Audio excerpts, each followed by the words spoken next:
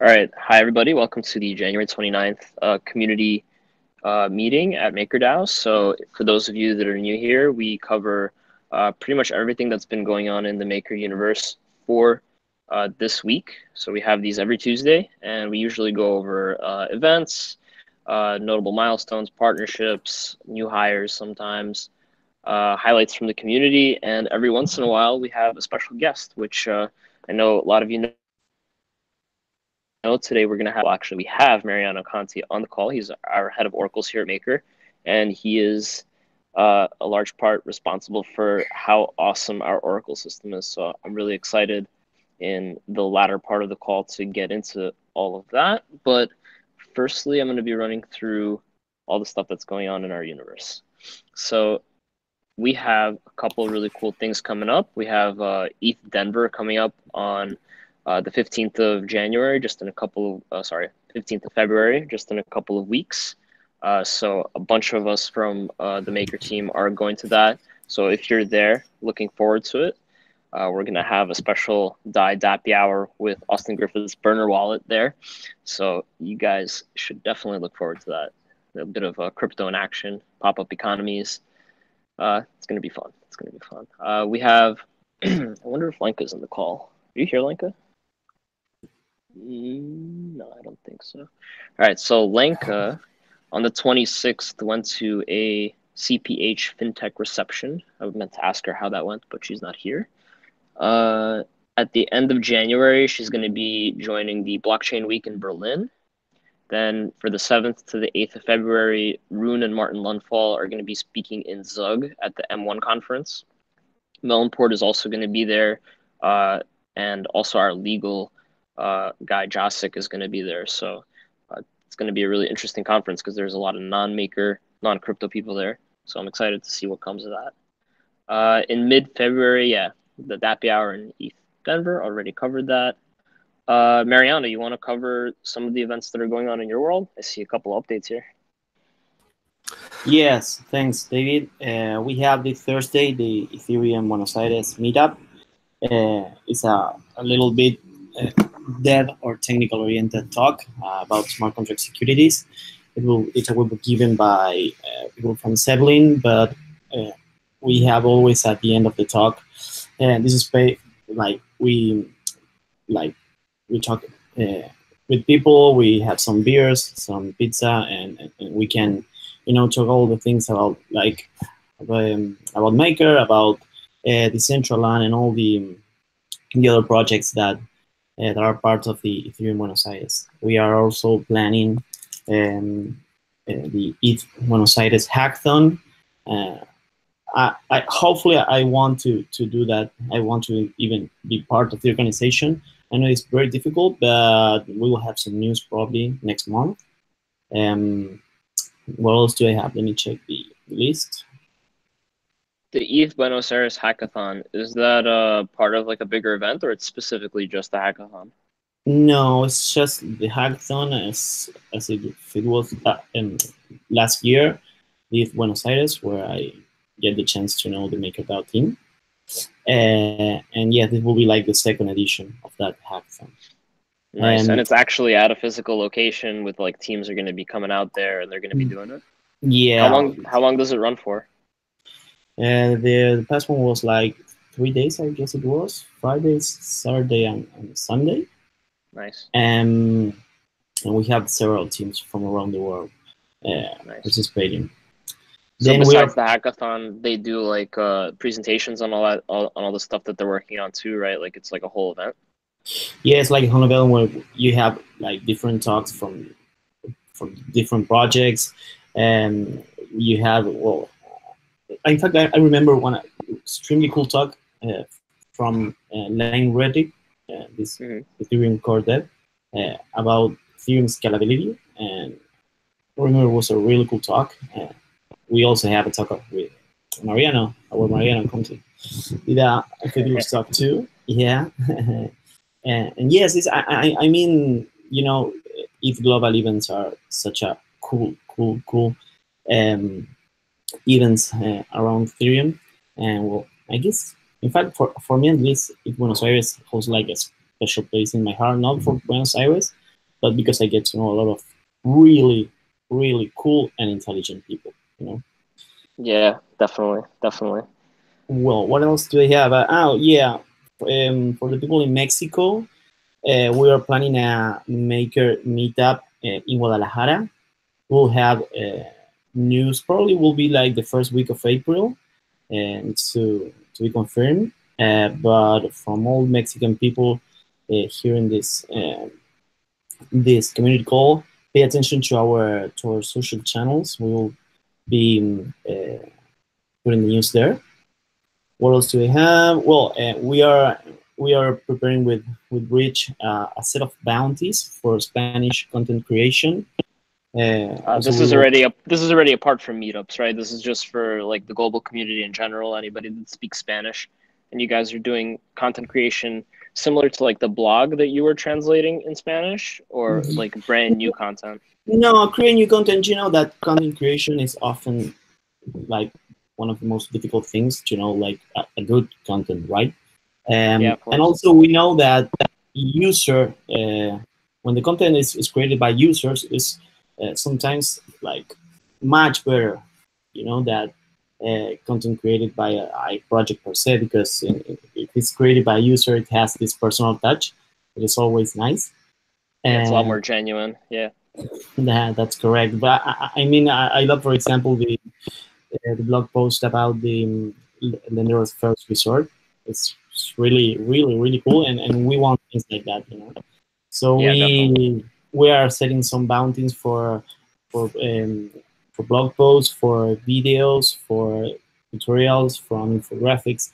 I mean, we want to start creating a lot of content that is related to the things that are happening here in Latin America. Yeah. I Awesome. think that it will be a really cool initiative that will be taking with Rich. And the last thing that I have is we will have in the University of La Plata, it's a city near Buenos Aires. It's called UTN. It's like very similar to like the MIT from Buenos Aires. Hmm. We'll have a blockchain congress where Mariano Conti will be a speaker, and he will be giving also the prizes of the hackathon. And we'll have MakerDAO, Polymath, Binance, and a couple of other projects presenting their updates, their uh, projects, and what we are doing right now. Okay, so this Nice. is 25 and 26 of April in La Plata. I will be sharing Nice. some more news when the date is coming. All right. Looking forward to all those meetups. Sounds like April's going to be an awesome month in Buenos Aires and around there. Yeah, yeah. As I told you, like the last meetings, we are as we are leaving the summer behind, all the meetups and events and congresses is starting to appear. You know. Yeah, for sure, for sure. All right, so moving on, I have two more updates from a couple of our community managers, Du, who's in Korea, and Jocelyn, who I believe is in Southeast Asia. So Du, on the 30th, actually tomorrow, he's going to be speaking at a blockchain game show. That's going to be interesting. Can't wait to hear his update on that. But besides that, there's also going to be. Do you guys hear me? Hello? I can hear you. Yeah, okay, cool. Sorry. My headphones like muted for a second. I was like, wait, do they hear me? Okay, cool. Yeah, so besides that, in Korea, there's a Dai plus MKR campaign.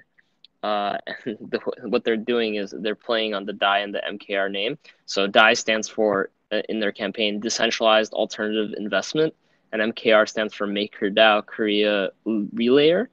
And basically, they're looking for more projects to raise funds via Dai, and also they're looking for supporters that are going to push this. So they only have 12 relayers, but yeah, so they're basically doing a campaign to have more Dai and Maker exposure in Korea, and Du is a part of it. So I'm curious to hear more about that from him. So from Jocelyn, I have an update that she just completed the Southeast Asia tour, Maker's Southeast Asia tour. She was in Saigon on the 24th and Bangkok on the 25th. And there was just a bunch of events there. They actually did the burner wallet there as well. and they did a mini sort of informal dappy hour in Saigon, and they used XDAI. Hold on. Oh, bridging from XDAI to Dai did not work. And yeah, so they ran into a bit of an issue there, and they contacted Austin, and I assumed that things got sorted. But that's cool that they're trying to do pop-up dappy hours. So that's what Jocelyn's up to. And that's it for events. So I'm going to move on to just some other stuff. So we do have a new hire. We have a guy, Chris, who's going to be joining the backend services team as an engineer on February 19th in the New York office. So I'll be excited to meet him. That'll be cool. We have Probits, which is an exchange based in Korea. They recently listed MKR and Dai. Dai and MKR were also made available on Universal Wallet, which is an iOS, Android wallet.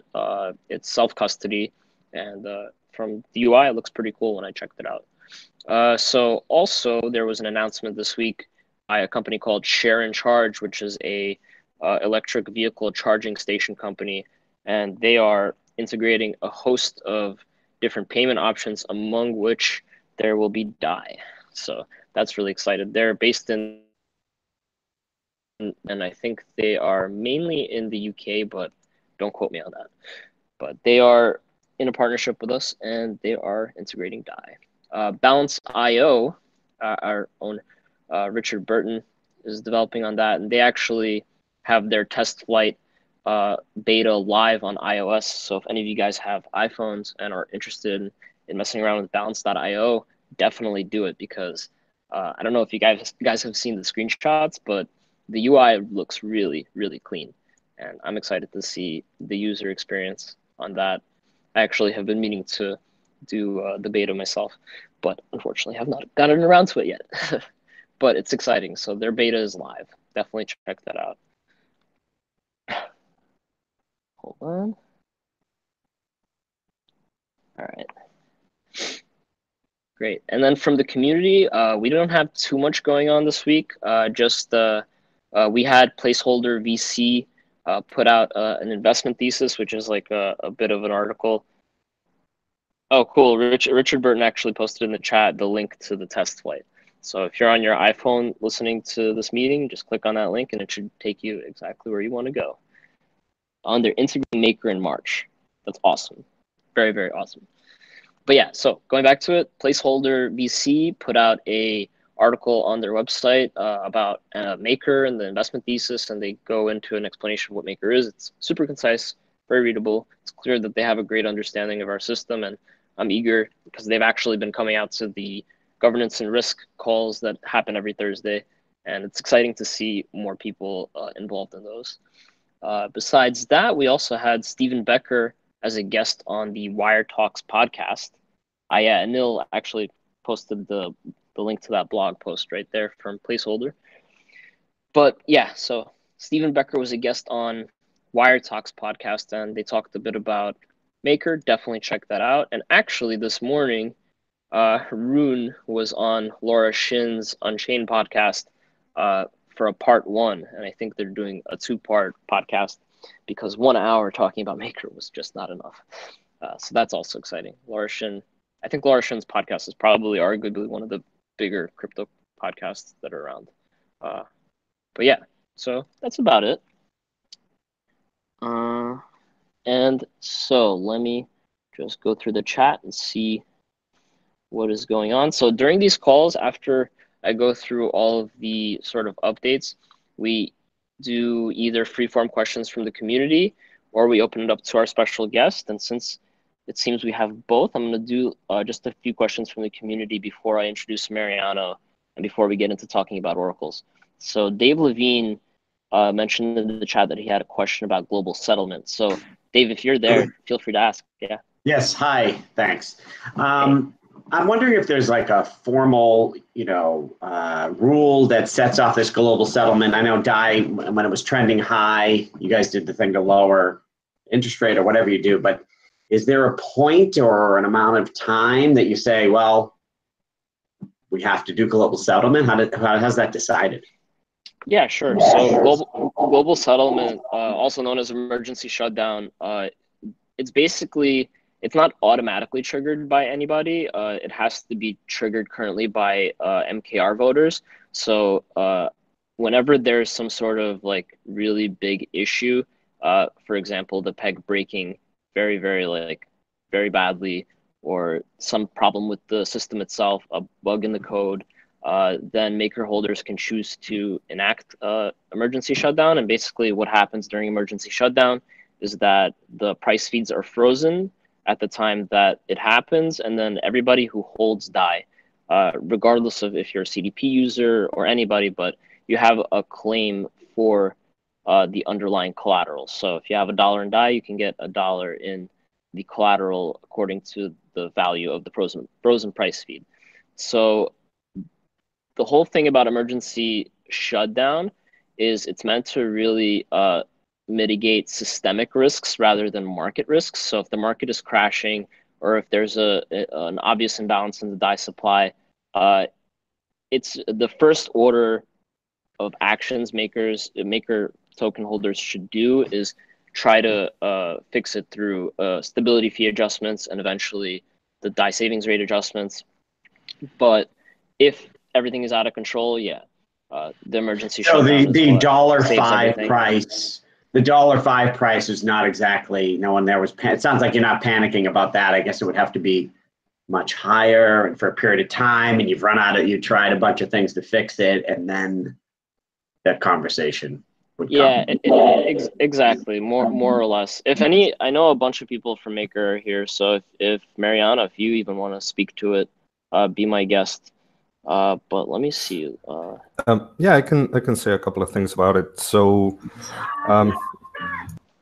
like, this is a good question for the Thursday meetings with Steven, because he's from Risk, and I know that we tried. No, that's perfect.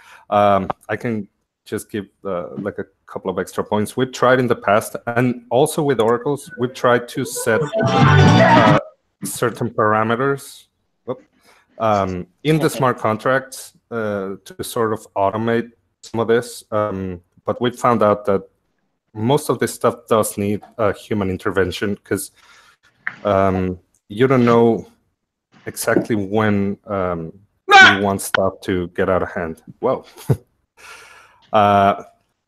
So let's say in the case of the peg breaking, it could be like just temporary, or you don't necessarily want to put a number in there, like say, okay, Dai is trading at 1.05. Is that enough? Is that enough?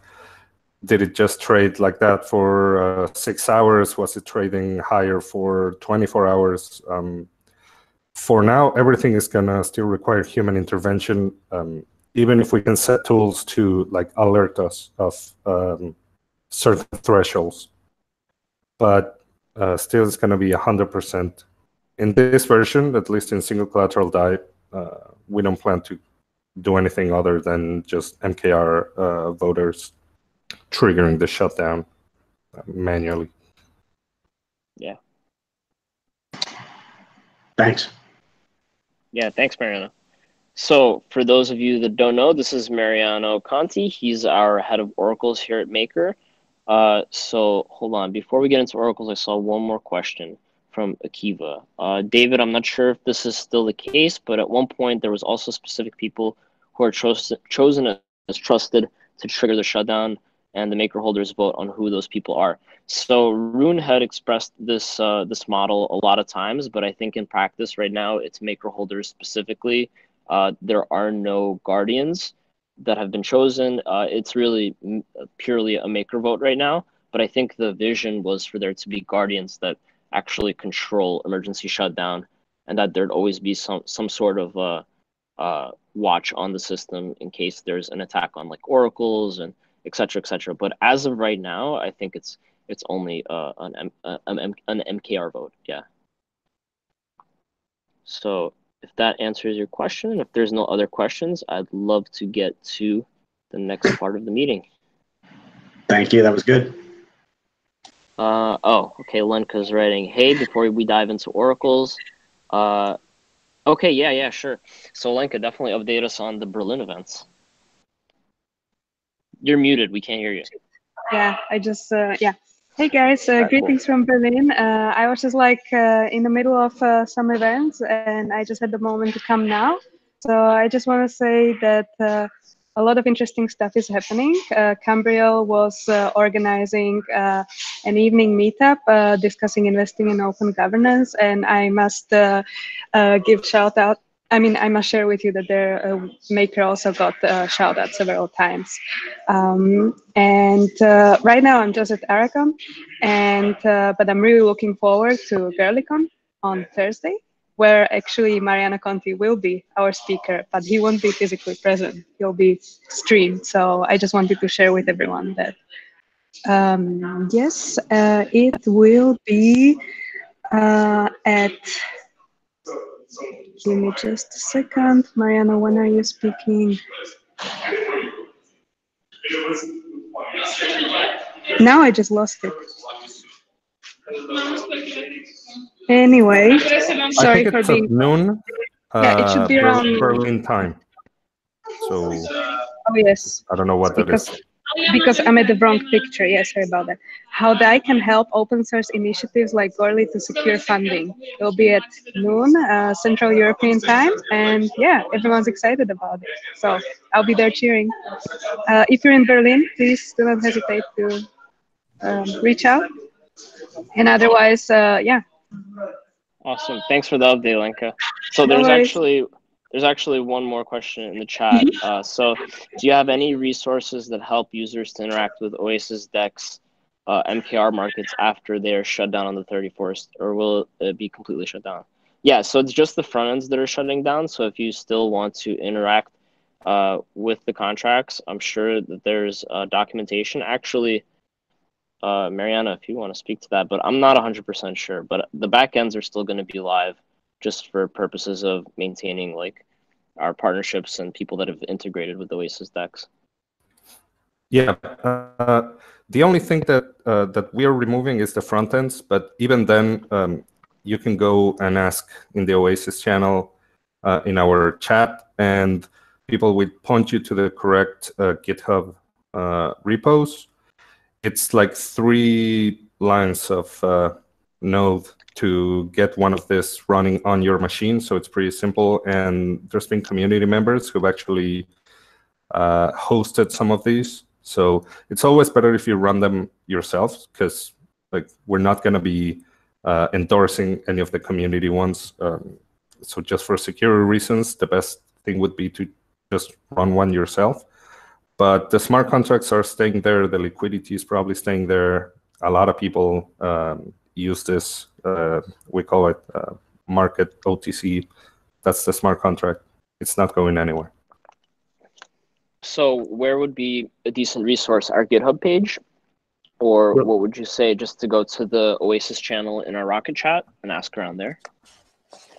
Yeah, I would say that's the best right now. And there's probably going to be some documentation coming later, just in case anybody wants to run their own.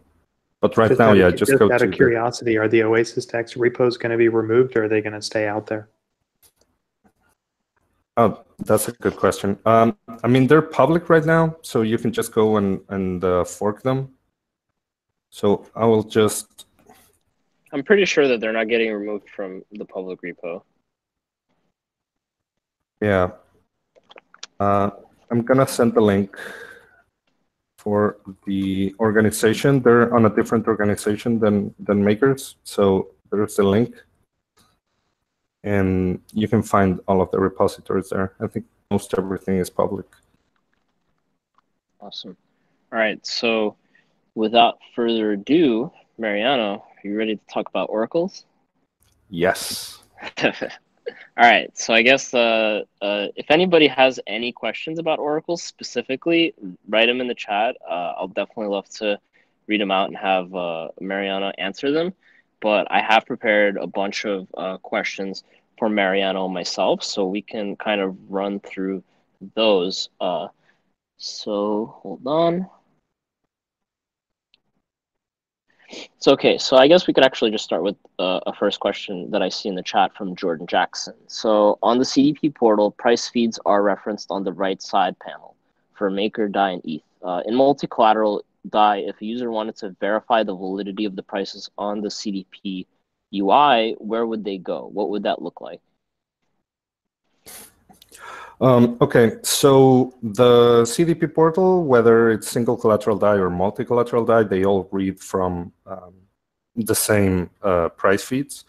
So I don't know right now if the latest version of MCD has, of the MCD portal has a link, but I'm sure it will. It will just be, it'll show the prices of all the collaterals and with a link to this actual smart contract. And either you're going to be able to check out the prices in the portal or on a separate feeds page like the one we have right now that only has 3 or 4 assets that we run oracles for.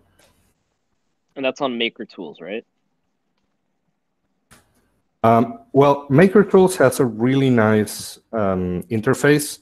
The one I just posted is like a really ugly version that I use personally, but it does have most of the information you need. It has the oracles and the individual price feeds that actually feed into the oracles. Nice. Nice. All right. Awesome. So what is an oracle? Okay.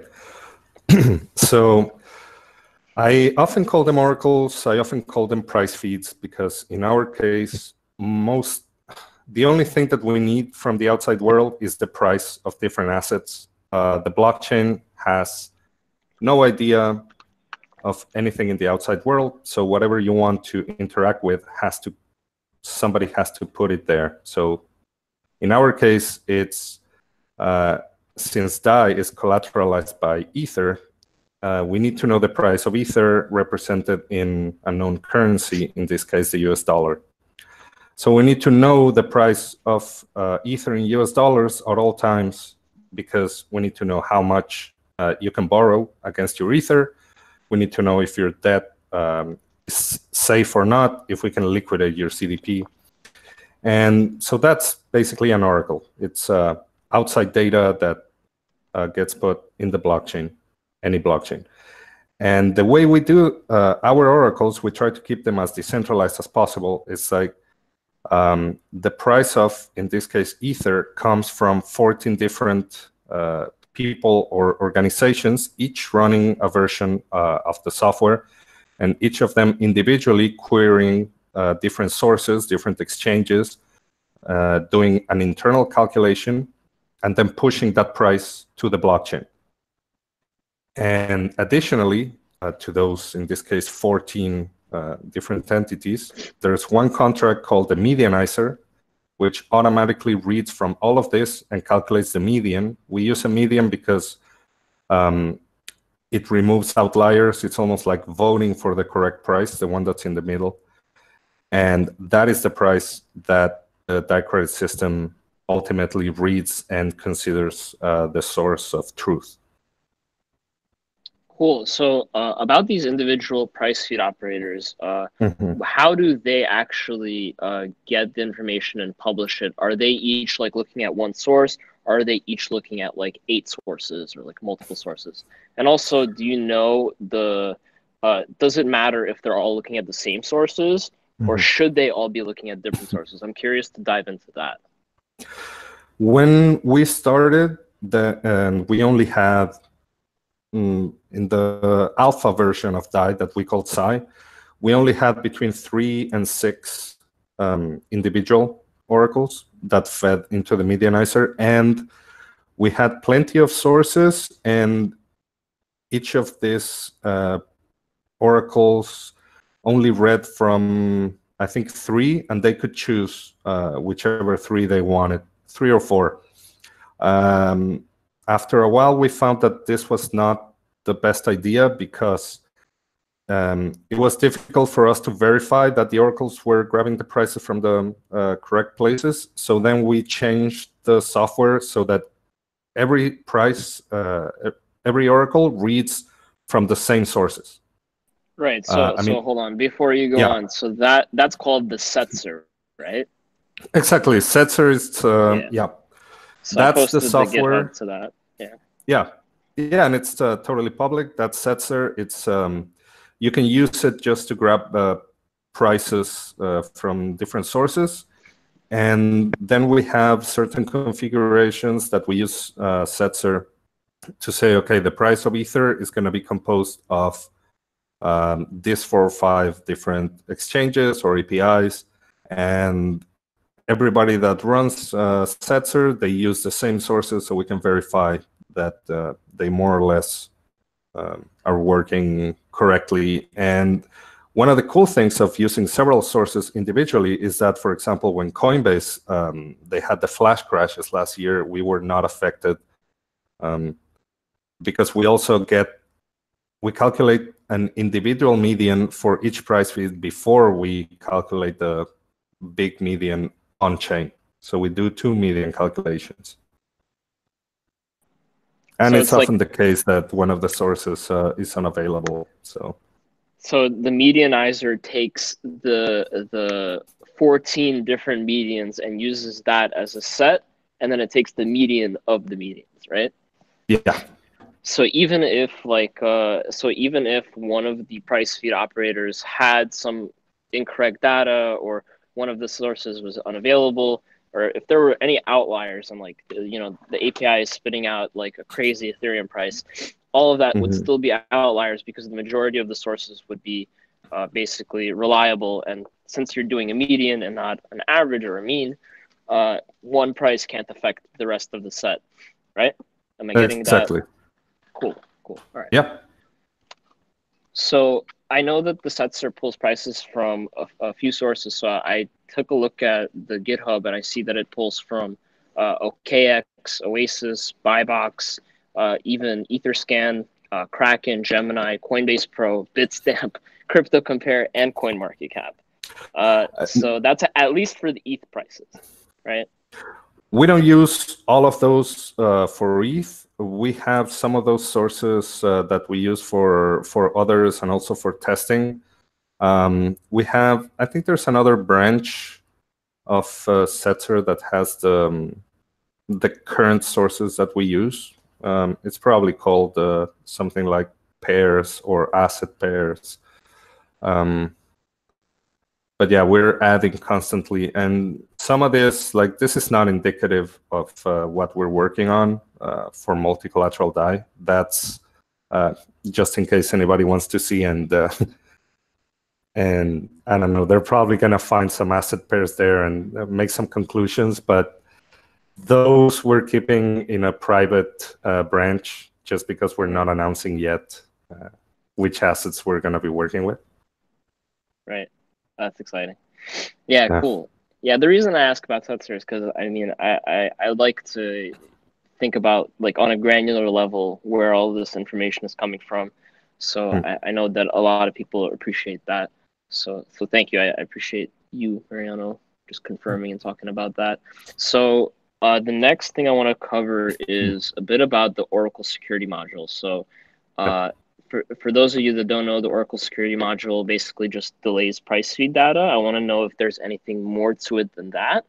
And I also want to mirror the question from the chat from CypherStar about the need for this kind of buffer in the system and the pros and cons of having this buffer, basically. So the need is mostly for security. I always say that oracles are the weakest link in any blockchain system, and this is true as well for Maker. That's why we have, for example, so many different sources, and we're going to be, and I'm going to be talking about the next version of the oracles in a minute, but right now, if enough oracles were to collude, they could report the price of Ether to be anything, and they could instantly liquidate CDPs.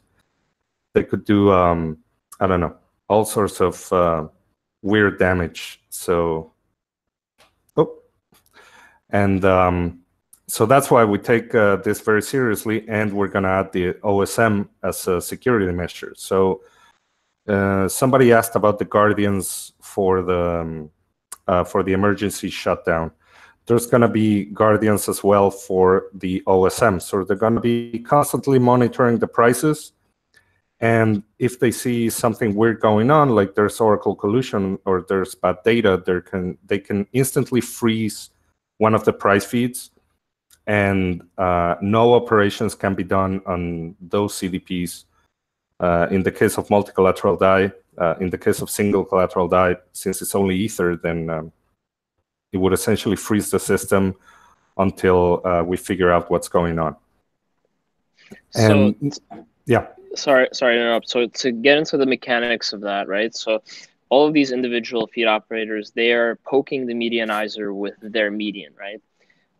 And so what would happen is the medianizer would have this set of medians, and basically it would wait for an hour. So if somebody was watching, like, how would maker voters or guardians know to freeze a price feed? How would they know before the actual reference price is published if there's like a malicious attack on the Oracle security module or on the Oracle system?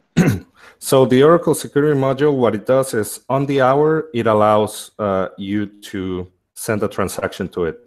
And what that transaction does, and anybody can send it, it's called a poke.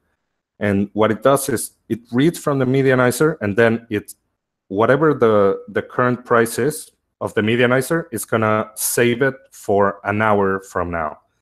So right now, let's say it's 2 p.m. and the price is I don't know, 105, and you send a transaction, and it's gonna save that 105 price, and it's gonna become active in an hour. And the previous price that was active, that is gonna become the current price. So it's always 1 hour behind, and then you have an hour. You know what the price is going to be in 59 minutes from now, for example. So then the guardians will know if they have like a small amount of time to react and say, so okay, wait, I'm freezing. just to get this clear, so yeah. From a UI perspective, right? Like, let's say I'm a guardian and I want to see what the reference price is going to be in the next update. Is it basically what's published right there? So the number that's published is going to be in an hour, but just, if I'm just having a hard time understanding where the point of watching is. So yeah, the smart contract has, the regular medianizer has a function called read that gives you the price at this moment. And the Oracle security module has the same function, but it has another one that reads the price that it's going to be in the future, 1 hour from now. So you can always see, and you cannot update this value more than once per hour. So you always know what the price is going to be, and there's like no way to change it unless you're one of the guardians and you can stop it. Okay. And I think I understand. And one of the questions that they always say is, okay, you know what the price is going to be. Is there any way to game the system? And sadly, I didn't find that. Rune last year had a great community call where he expressed this a lot better than I can, because he's more on the economic side of things. But for example, for a CDP holder, it gives you an extra hour maybe to come up with some collateral in case the price is going down. So you essentially have a 1 hour, 1 hour until your margin call, right? And on the other side of things, if the price of Ether is increasing, mostly the market will have already reacted to the price increase. So it's not like you can take extremely big loans with cheap price and then expect, I don't know, to sell the DAI in the market. It more or less evens out. We haven't really tested this. We have the Oracle security module online right now, but only for MKR to USD for that price feed. Because we cannot activate it right now for ETH USD because of the way single collateral DAI liquidates its collateral. So it sells it at a discount, at a 3% discount, and we cannot have that. Yeah, exactly. You have 59 minutes to rescue your CDP. That's a good way to look at it. But yeah, we're not going to activate this OSM for the ETHUSD until we launch multi-collateral Dai. That's because of the auction mechanism, which is going to have its own, because of the way it works, it's basically going to act as price discovery in its own right. Exactly. There's going to be price discovery via auctions for all the collateral that the system sells instead of selling it at a current value. So, right. Yeah. In fact, that's why in MCD, even though we're going to have more price feeds because we're going to need one per collateral, they're not going to be used as much. Right. They're only going to be used for, for looking at the safety of CDPs. That makes sense. So then the only way to really game the delay is the fact that you have an hour extra to rescue your CDP. But if the price of like your underlying collateral is going up, really the only thing you could do is, I mean, I guess draw Dai at a riskier than you would level, but then it kind of balances out when the price reflects in the Oracle, I guess. So there's really really no like actual way you can game it to your unfair advantage. There's also a cool incentive mechanism with this, because you want the keepers that are doing arbitrage, the byte keepers, you want them updating the prices when the price is going down so they can liquidate CDPs. And you probably have the whales that have very large CDPs. You want them updating the prices when they're going up, just so they can borrow more with their assets. And I think Nick, who's also working on the second version of Oracles, he posted something. Exactly. An hour is quite small, and the system doesn't want to liquidate CDPs. Exactly. I mean, liquidating CDPs is really a last resort, right? So the best thing would be to always have safe CDPs, right? So also the hour is it's like an added bonus, so people can keep their CDPs above water. So out of curiosity, so I know that almost any variable is changeable through Maker governance. Even the Oracle security module is 1 hour delay. Do you see any cons to extending that delay to, let's say, 2 hours or 4 hours? I guess it would depend on the asset, on the underlying asset. I cannot speak to the ones that will be launching, but imagine, like, Ether is the perfect example of, like, since it's the currency of the Ethereum blockchain, it's highly liquid. But there are other assets that may not be as liquid, maybe more volatile, less volatile. Imagine something pegged to something less volatile like gold. In that case, we probably wouldn't need like 1 hour delays. We could have something more maybe.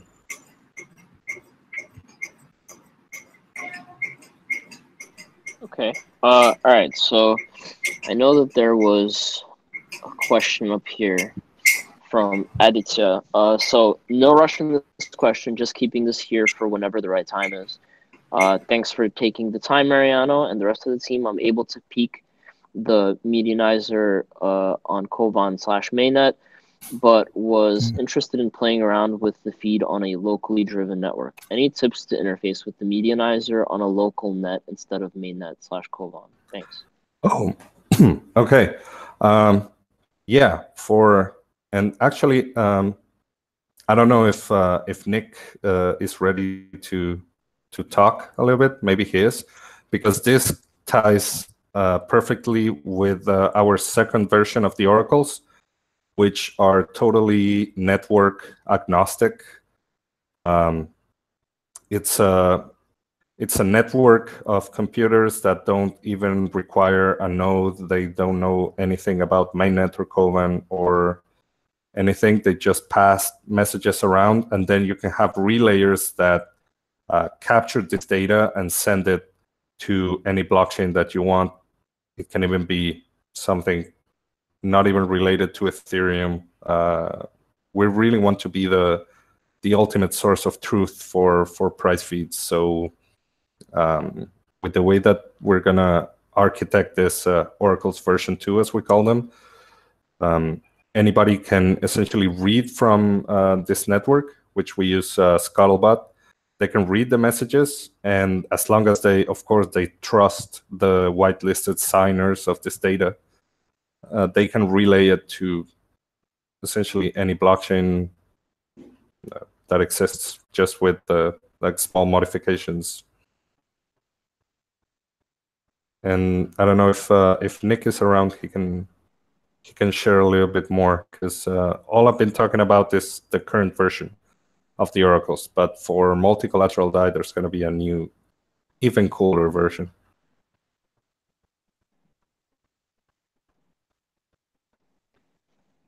Oh, he's a little sick. Why don't you take it? Yeah, I will. I will. I don't know if there was any question, or if we have time to give like a quick overview of how it works. I think we definitely have time. We have 12 more minutes until the hour, so definitely would love to hear an overview of that. Okay, so the first version of our oracles, I think we only had Oracleize when we started working on this. There was no Witnet, there was no Chainlink, and even now, most of those products are not on mainnet yet, right? So we had to come out with something fast, and the way we did it, it works. It's all on chain, but it's like it costs a lot of gas. We made some wrong assumptions. It's never a perfect system, right? But for a version 1, it was pretty good, and we still use them. Like the Medianizer is one of our oldest contracts. It's over 1.5 years old, and it not only powers the Dai Credit System, but Gnosis uses them for their DAO-check auctions, and I think Groundhog Pay is going to use them for some cool stuff that's coming in their app, and there's several other projects that use our feeds, right? So that's very cool. But still, they're very gas heavy, and they require everybody running an updated node via Geth or Parity. And what people have been moving towards is like less stuff on chain, more signed messages. So you sign something with your Ethereum private key, and then you just verify that the data is correct on the contract. So what we're doing is we're moving almost every calculation off chain. Like right now, we need to sort messages on chain. We're moving everything off chain. So now it's all passing messages around, almost sort of like what you would call meta transactions, but not quite. But let's say you pass messages around, and then you just put them in the correct order, in the correct expected way that the smart contract wants the data to be. And then you just send it, and everybody can be a relayer. That's what we were talking about, incentives. As long as you can get to the data, you can send it, and instead of, say you have 14 oracles like we do now, if the price changes 2%, you need 14 transactions, right?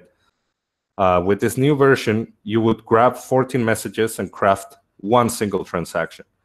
And we can make it easier when the network is congested. You only need one transaction. You can pay higher gas prices for those instead of waiting for 14 to be mined. There's a whole bunch of added benefits to this. Yeah, it seems that there's also a lowering of a barrier to entry for new feed providers. So like you don't, 14 feeds is a lot, 14 different transactions, and then that's a lot. But if you could do all of that in a single transaction, you could technically have hundreds of feeds, and it would be very light for the Ethereum network and for us in terms of gas costs, right? Exactly. Plus, you don't need the individual feed providers that don't need to be running Geth or Parity. That has been a real pain in the butt, because you need at least a 256 SSD. They need to sync. Sometimes databases go corrupt. And also, you're not tied to, like I said, any one network. You can just send those messages, and then you can have one relayer for mainnet, one for Koban, one for Gurley, one for, I don't know. So how are these messages actually sent? I read that it was through a protocol called Scuttlebutt. Yes, secure Scuttlebutt. It's a lot of things, but essentially it's like a messaging system, and it has its own, almost like a mini blockchain in your client. Like when you run one, when you run an instance of Scuttlebutt, first you don't know anybody. You have to invite people to be friends with you, or you can join what they call pub servers, which are servers that aggregate different people. And even if you are not friends with somebody directly, you can maybe use a pub to move messages around and get them to other people. And the database that it has of messages is immutable, and you can only append to it. You cannot modify it. And it's very good for what we're doing, which is sending messages around. And the software, which is like what you would call the second version of Setzer, with which Nick is writing. It's called Omnia, and it's very cool. It can sign, I don't know, hundreds of messages. It can grab the price of an asset once per second and send that as a message. And it's only when you have enough and when enough conditions are met that you actually generate a transaction. So yes, Scuttlebutt gives you that. Not all the oracles have to know who the others are. We can use pub servers to relay those messages and keep stuff somewhat obscure to prevent collusion. It's like a very cool solution, and I think we can post a couple of links later in general in case people are interested in learning more about this. Nice. So it sounds like through this new Oracle system, it's going to basically scale our ability to handle price feeds in general. Because if you imagine there being like a lot more collaterals added to our current Oracle system, that's going to be extremely heavy. But through Scuttlebutt and through this, through Omni, that's what it's called, right? Omni. Through this, Omnia, yeah, you're going to have way lower latency. You're going to have the same security, and you're just going to have a lot more flexibility and scalability from the Oracle side. So, Mariano, I think that there was a question from Michael Dunsworth. Do you imagine DEX transactions to be an organic on-chain Oracle source as the volume of executed trades is increased to something more meaningful? So I was talking with, I forget his name, somebody from Uniswap, and Hayden? Yeah, exactly. And they are at the point where a couple of their asset pairs could almost be used as a source of truth for prices. The thing is, we've looked at this, for example, with Oasis DEX, and so far it's still pretty easy to game. And even if we were to use it, it would be like one more source coming in from a bunch of different sources. Like I would never be comfortable using just one source of truth. So for every signer, like I said, they grab their prices from a lot of different places. But I think eventually we could use something on-chain as at least one of the sources that we look at for prices. But there does have to be some liquidity and a couple of other things just to qualify as a good price source. Yeah, that's fascinating. And also, just one last, the fact that we need the prices to be somewhat real time. I mean, we do have a 1 hour delay, but we have to keep our prices updated fairly accurately. We run the price feed for Augur, the rep price feed that they use, I think, for their weekly fees calculation, but they only require once a week update. So for example, with something that you only update once a week, you could totally have something a little bit less ambitious in regards of the sources that you read from. But for something that has to update once per hour at least, yeah, I wouldn't use it as the only source. Cool. Thanks, Mariano. So I have another couple of questions that I want to cover. So how does one become a price feed provider? And then two, are the current providers like individually known?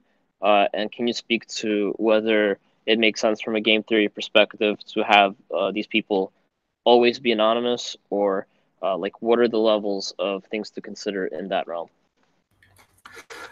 So that's the cause of a lot of internal discussion. And so to become a price feed provider, when we started, right now we're pretty much okay with the number that we have. But when we started, it was just people inside Maker.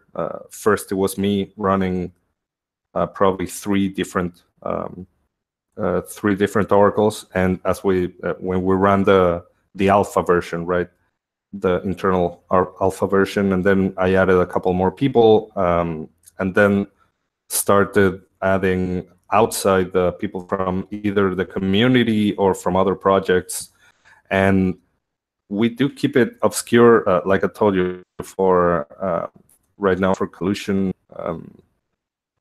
But we've also discussed making them known, and this is something that could happen with regards to guardians, and we're still a little bit on the fence with that.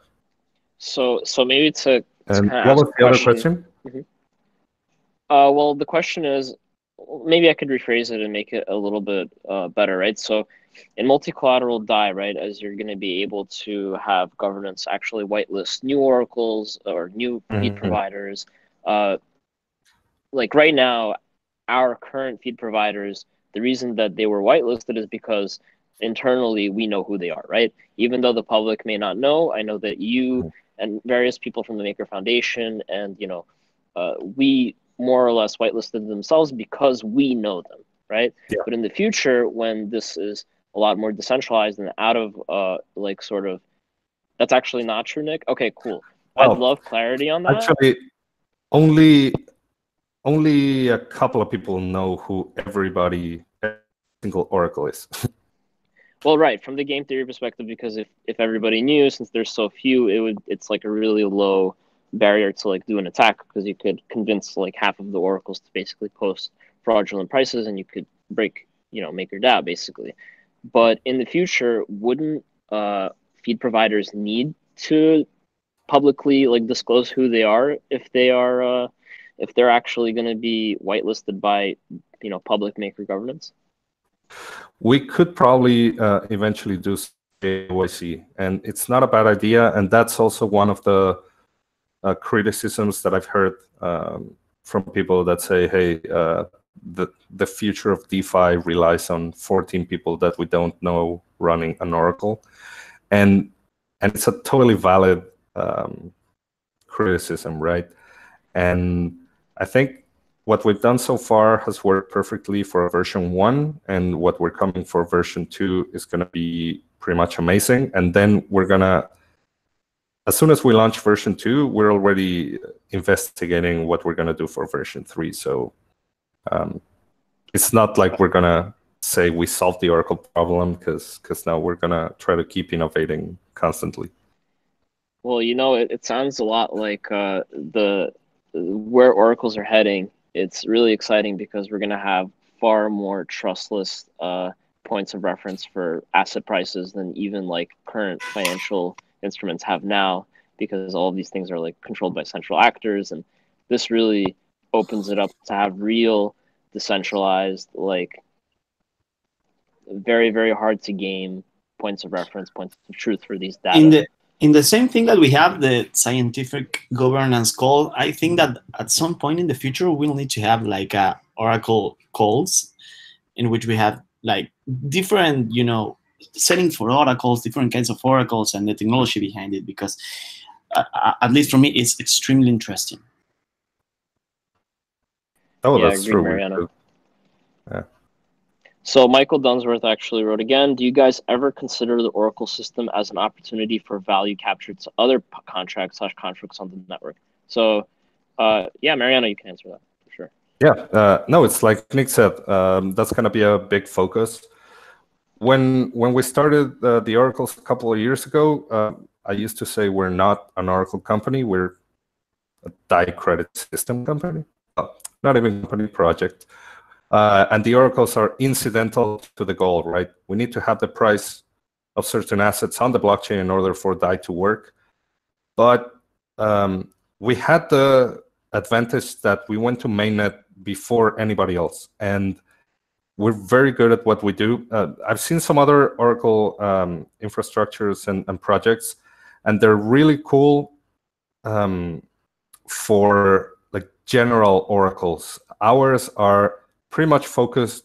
That's why I sometimes, like I told you, I call them price feeds. That we're not interested right now in what the temperature in Berlin is or what the outcome of a football match was. We only do like highly accurate price feeds, and we've been approached to maybe open this up as a business for other people, projects that need it. And yeah, that's going to be a big push in 2019, and hopefully we'll have more info on that soon. Awesome. Well, we're already 3 minutes past the hour. So if anybody has any final questions, shoot them now or hold your peace until the next time we got Mariano on the call. All right. If there's no other questions, thank you guys for coming out to this special community call. Mariano, thank you so much for coming on. I certainly learned a lot, and I think that it's great that we have this as a resource moving forward and for anybody who's curious about oracles. So thank you guys. Thank you. And Nick, thank you for being in the chat, helping to give some commentary there. Sorry that you're sick. I hope you get better, man. All right, everybody. Have a great week. See you next one. Bye-bye.